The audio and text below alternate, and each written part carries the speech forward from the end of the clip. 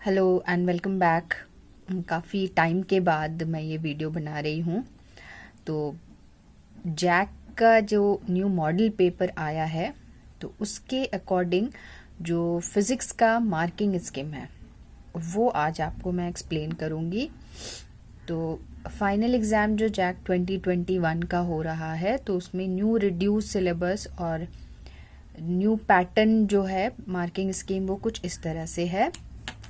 Theory में है 70 marks का थ्योरी होगा जिसमें पासिंग मार्क्स है 23 और इसमें पहले जो क्वेश्चन होता था एमसीक्यू 15 मार्क्स का होता था। तो खैर पहले वाले पेपर को हम डिस्कस नहीं करेंगे। अभी जो मॉडल पेपर जैक ने दिया है और मार्किंग स्कीम जो दिया है उसके अकॉर्डिंग क्या है। तो एमसीक्यू होगा सबसे पहले। तो एमसीक्यू में मल्टीपल चॉइस क्वेश्चंस होगा, मतलब एक क्वेश्चन है, 4 ऑप्शन है, उसमें से एक करेक्ट होगा और एक क्वेश्चन का जो मार्क्स है वो 1 मार्क का है और इस तरह से 20 क्वेश्चन होगा। तो टोटल आपको इस तरह से 20 मार्क्स का एमसीक्यू मिलेगा। उसके बाद सेकंड टाइप ऑफ क्वेश्चन जो है वो फिल इन द ब्लैंक्स है। इस तरह का क्वेश्चन 7 होगा जो इसमें 1 मार्क्स का है। तो 7 इंटू 1 इसमें 7 मार्क्स हो गए टोटल। तो इन टोटल जो ऑब्जेक्टिव क्वेश्चन में है वो आपको 27 मार्क्स मिलेंगे। इस क्वेश्चन का एडवांटेज ये है कि इसमें टाइम कंज्यूमिंग कम होता है। अगर आपको क्लियर है सब्जेक्ट, कॉन्सेप्ट क्लियर है तो सिंपल क्वेश्चंस होता है, टाइम कम लगता है और अगर एक्यूरेट है तो आपको 1 मार्क्स मिल जाएगा। और लेकिन डिसएडवांटेज ये है कि अगर गलत है तो वो पूरा 0 मिलता है। तो इसको ध्यान में रखते हुए आपका जो भी न्यू सिलेबस है उसको थॉरोली पढ़ना है। उसके बाद है जो थर्ड टाइप ऑफ क्वेश्चन है वो है very short answer type, that is VSA type. तो वो एक क्वेश्चन है 2 मार्क्स का और इस तरह के 7 क्वेश्चंस होंगे जिसमें कोई ऑप्शंस नहीं होगा, सिर्फ 7 क्वेश्चंस होगा। तो 7 into 2 will be total 14 marks. उसके बाद है फोर्थ टाइप का जो कि शॉर्ट आंसर टाइप है, जो कि एक क्वेश्चन में 3 मार्क्स है। तो इस तरह का 5 क्वेश्चन होगा, 5 into 3 marks that is 15 marks. और लास्ट जो है वो है लॉन्ग आंसर टाइप। तो लॉन्ग आंसर टाइप में ऑप्शंस दिया रहेगा, दैट इज इंटरनल ऑप्शंस के। उसमें अगर 2 क्वेश्चन है, इस तरह के 7 मार्क्स का क्वेश्चन होगा, 2 क्वेश्चन पूछा जाएगा। तो इन टोटल इसमें 4 क्वेश्चंस होगा, 4 में से 2 करना है। तो 4 में से 2 ऑप्शंस नहीं मिलेगा आपको। जैसे कि एक क्वेश्चन 1 है तो उसमें एक क्वेश्चन होगा और दूसरा क्वेश्चन, तो इस तरह से इंटरनल ऑप्शंस होगा।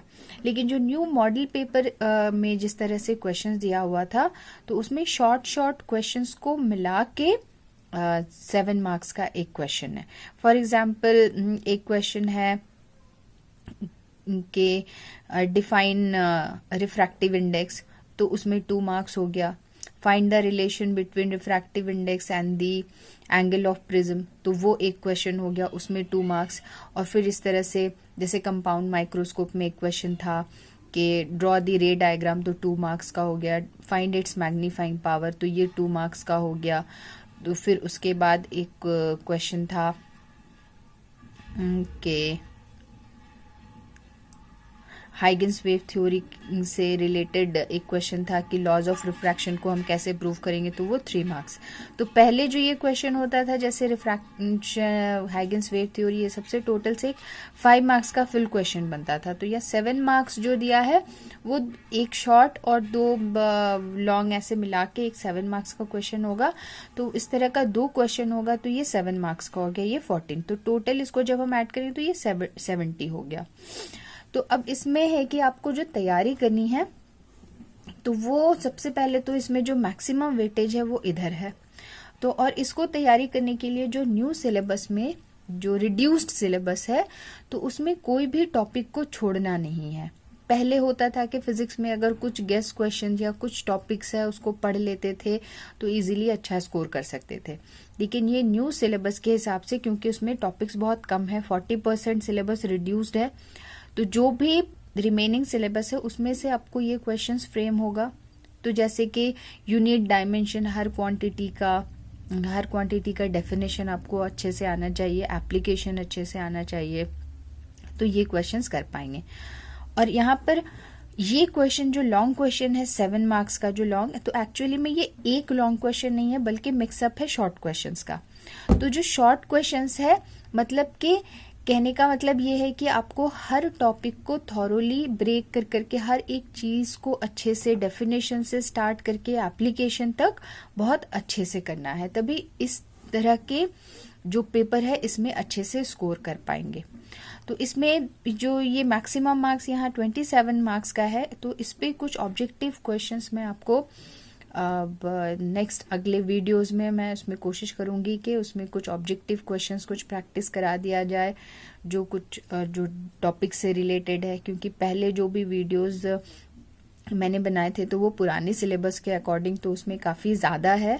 तो अभी जो सिलेक्टेड टॉपिक्स है उसके अकॉर्डिंग कुछ इंपॉर्टेंट टॉपिक्स है और उस पर बेस्ड जो ऑब्जेक्टिव क्वेश्चंस है, शॉर्ट क्वेश्चंस है, वो मैं डिस्कस करूँगी आने वाले वीडियोज़ में।